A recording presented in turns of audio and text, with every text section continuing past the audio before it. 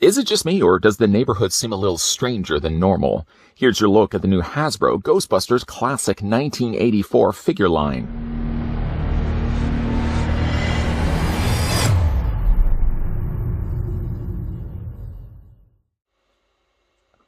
A big thank you to the folks over at Hasbro that provided the samples of the brand new Classic 84 Ghostbusters that we could have a look at in this review. They were nice enough also to send over the Fright Feature Ghost that I've done in previous reviews, and we're going to be doing things a little bit differently this time around. As you can certainly see, all four of the Ghostbusters are still contained in their plastic prisons. The only reason for that is simply just because we're going to be looking at all four of the Ghostbusters as opposed to normally doing the package spinning and having each of the characters discussed. We're going to instead look at all four of the Ghostbusters in this review. Now, each one of the Ghostbusters not only come included with their Proton Pack Neutrino Wand, but they also come included with a Fright Feature miniature ghost. And I think that's really cool, the fact that they've done that. Again, we're going to pick up one of the packaging, at least just to start things off. One thing I really do like is the stylized design of the characters down below. So there's Peter Venkman, and you can see it comes from the classic 1984 Ghostbusters line. They sort of have a look to them like the original Kenner Real Ghostbusters line. That's one of the things I really like with those as well. Flip around to the back, it shows you each one of the ghost gimmick. Now this one just happens to be a terror dog. Winston Zedmore comes included with Slimer, and then Ray Stans and Egon Spangler. I'm not really sure specifically what those things are coming included with, but the read-up, certainly each one of them, has a very simple, straightforward sentence to read. Fast-talking Peter Venkman is ready to face the spookiest ghouls around. I wanted to actually say girls around. I guess with Peter, not too sure sometimes. But anyways, that's the packaging on Peter Venkman. And then again, what we're going to do is I'm going to open up each one of these, and we're going to get a closer look at the Ghostbuster figures themselves. Each of the four figures come included with a Fright Feature Ghost. Now, the ones that we're looking at here may not be the same ones you see in store. I have seen in some cases Hasbro changing up the ghosts that come included with the Ghostbuster figures. So, for example, Peter Venkman, I have seen ones out there circulating on the store shelves where Peter Venkman didn't come included with a terror dog. I'm really actually thankful that the one they sent my way came included with the ghost I really would have wanted, like the terror dog and the Slimer with Peter and Winston, respectively. I'm going to start things off here first with Peter Venkman picking up the little tiny terror dog. Spinning around so you can see it from all the sides. They're all basically Staction figures except for a gimmick that, as you can see, most of the time is either on the back of the ghost or in this case on the top of the terror dog's spine here. I mean, I really would almost even like to go out and find a second one of these so I can have a terror dog. And I don't know why for terror dogs I always want to get them in twos. It's a cute little terror dog. Not that I would necessarily describe a terror dog as cute. And to operate its gimmick, you can clearly see where that's going to be. You press the button on the top, and it opens and closes its mouth.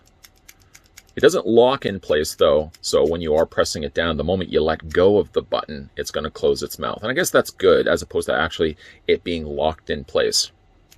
Looks like it's talking. I like bacon. I like the look of that. I think that's really fun. And again, each one of the Fright Feature ghosts do have their own corresponding gimmick. That's pretty cool.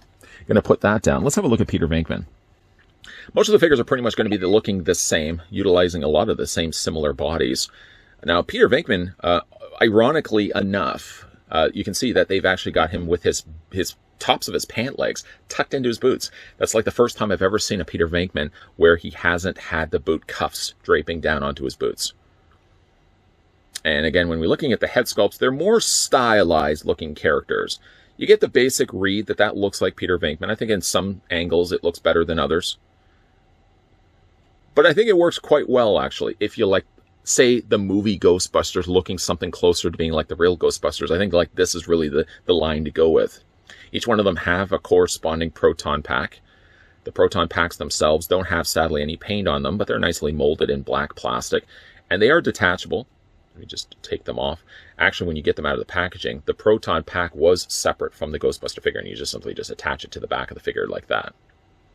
The thing about it, though, is that the proton pack, when you attach it onto their back, the Neutrino Wand is actually facing the opposite way, as opposed to having the handle up and the end of the beam, the wand, pointing down. It's actually the opposite way around. I guess you could kind of flip it around, but it seems like you're really putting a lot of pressure against that hose, and I really don't want to do that. But yeah, if you wanted to, you can do it like that. But see the stress that may start developing on the top of the hose. I might probably not do that. most naturally it would go like this, but it just seems a little strange to have the neutrino wand pointing up like this.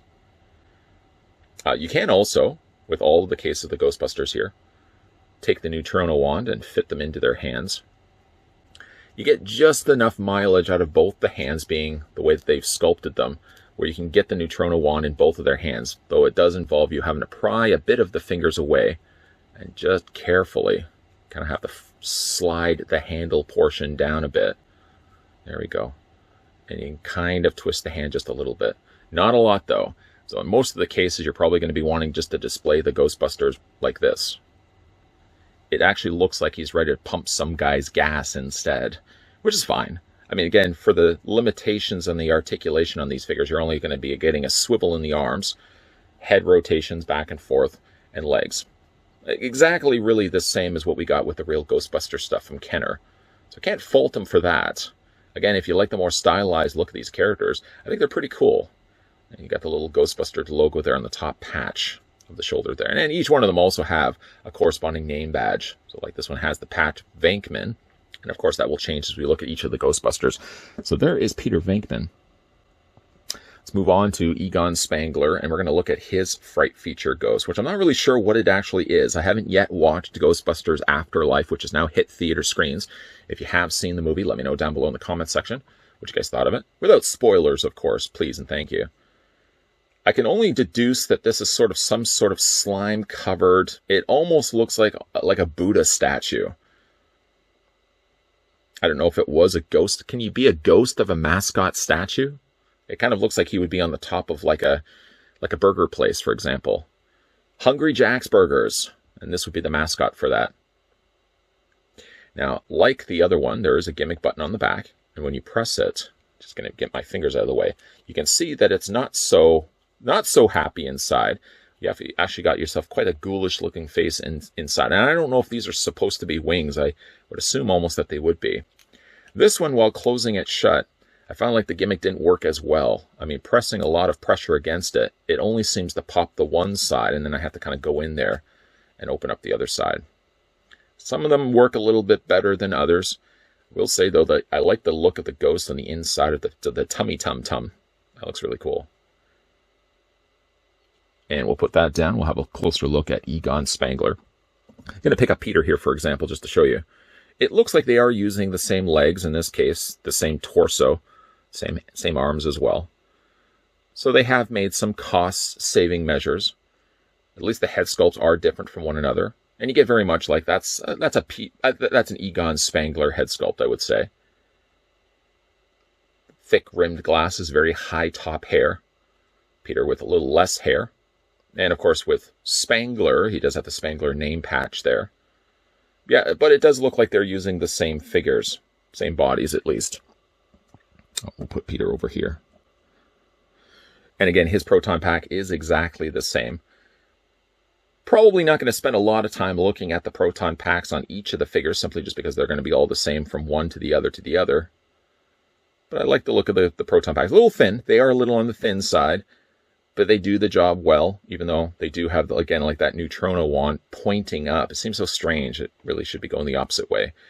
The name patch, or the ghost, no ghost patch, is actually pretty cleanly applied there on the side of the arm.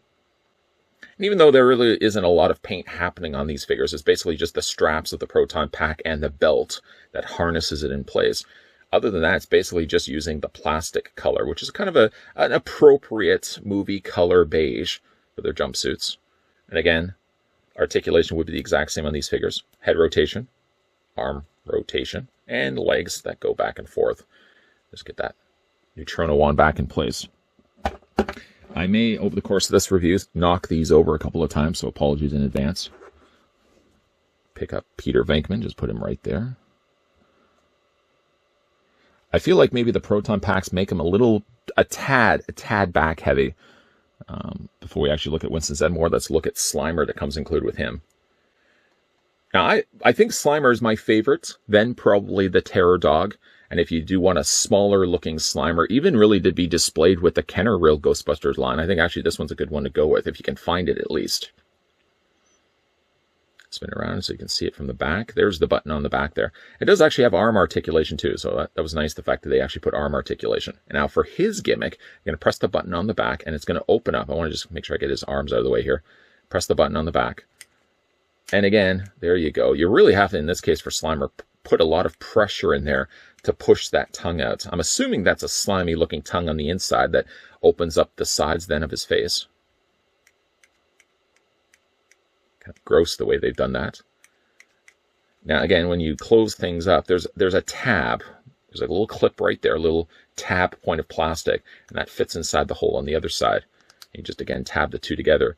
When you do snap them together, a lot of the times it does prevent the gimmick to really work well. That you really have to put a lot of pressure in there, again, to pop the head out, open like this.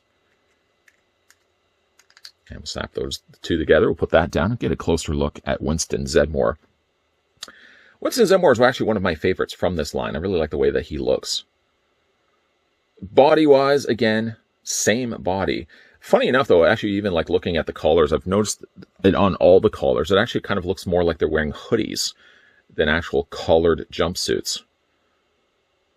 I wish the zipper at least was something that they could have painted in there, as you can again see, using the same bodies for all the figures. Just get him to stand. He has a very full mustache. Tom Selleck would be quite jealous of a stash like that. And again, the proton pack is identical. You can take the proton neutrino wand and fit that into Winston's hands. And again, due to the limitations of the way they're articulated in the arms, you really, I mean, you can kind of get the arms together, but they're actually more so looking like they're, yeah, pumping gas. The last figure, and again, one of my personal favorites from this line, we have ourselves Ray Stantz, and I keep wanting to go and immediately look at the figure. Before that, let's look at the Fright feature ghost that comes included with it. It kind of actually bears some of a resemblance, I feel, to Slimer. Are they related? Cousins, perhaps? This one has neat little tentacles that stick out the sides of its body. Really like that head sculpt, though. And again, its button on the back, when you press it, most times it actually pops both halves open. And I don't really know what's happening on the inside. Is that eyes? And that's a really gross looking blue tongue? It's possible. And you can see how it spins like this. And spinning it is the thing that really does open up the two halves of the head like this. And to close things back up, you just snap things together. This one works, I think, one of the better ones of the Fright feature ghosts of this set. Again, sometimes you do have to open up the other side. It seems to get really locked in place. But I like the look of that ghost. I think that's kind of neat. I don't know what his name would be. Charlie, perhaps. We'll go with Charlie for the time being. And let's have a look finally at Ray Stantz. Ray Stantz and I feel Winston Zedmore bear the closest resemblance to the original characters from the movie. I think that looks quite a bit. If I was to go with like a cartoon design of Dan Aykroyd, I think that looks pretty much like Dan Aykroyd, doesn't it? He's more slender, certainly, in the body. It's a little more forgiving of the actor, unlike the real Ghostbusters that give him a little more of a belly.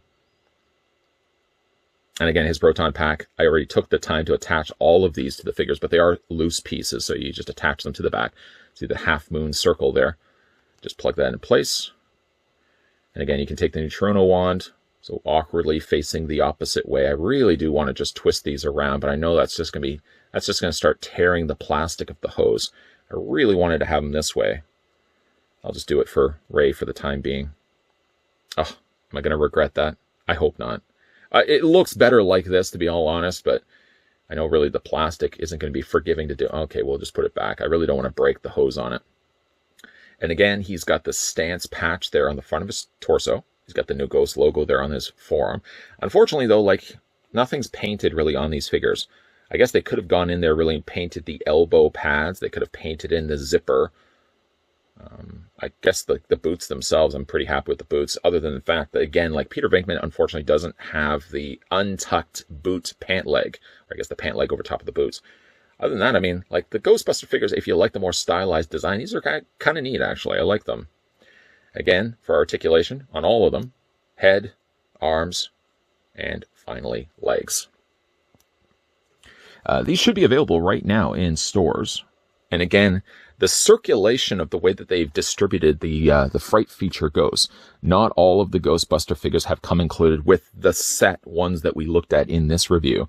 I have seen as a result of it, earlier on, I think maybe not as bad now, eBay, there were sellers that were selling exclusively, I think, the Winston Zedmore with the Slimer, and they were selling the variant of Peter Venkman with the Terror Dog, simply because those probably would have been the ones that people would have gone out of their way to pick up. Luckily, again, Hasbro sent ones my way with the Slimer and the Terror Dog, which would have been the ones I would have wanted to get as well. Now, Hasbro also released the kid versions of the Ghostbusters from the Ghostbusters Afterlife. I haven't yet picked those ones up, but I certainly would like to, and add them to the collection of the 4 that we looked at in this review.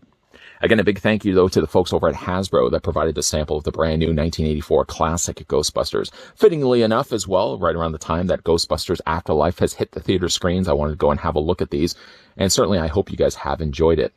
If you guys are new to this channel, you're enjoying all the content you're seeing, you can hit that subscribe button down below, turn on the bell notification, and please and thank you, make sure you come back to this channel because we will be looking at more Ghostbuster reviews in the not-so-distant future. And as always, guys, thanks for watching. See you guys next time.